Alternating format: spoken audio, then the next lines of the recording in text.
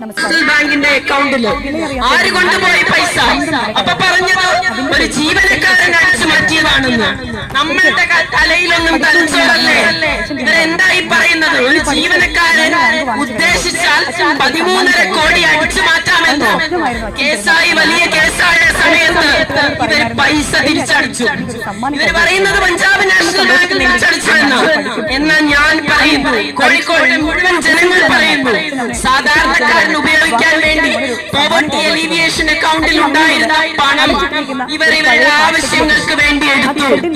അങ്ങനെ കള്ളി പുറത്തായപ്പോൾ പൈസ തിരിച്ചടിച്ചു. പിന്നെ ഇവർ പറയാറുണ്ട്, ക്ഷേമകാര്യ secretary committee chairperson Kozhikode municipal കോർപ്പറേഷന്റെ യോഗത്തിൽ പറയാറുണ്ട്, ഞങ്ങൾ സ്ത്രീകളെ മുന്നിലേക്ക് കൊണ്ടുവരികയാണ്, സ്ത്രീ ശാക്തീകരണമാണ് ഞങ്ങളുടെ ലക്ഷ്യമെന്ന്. അങ്ങനെ അവിടെ ഞങ്ങൾ കുടുംബശ്രീ ഒന്ന് ചെറുതായി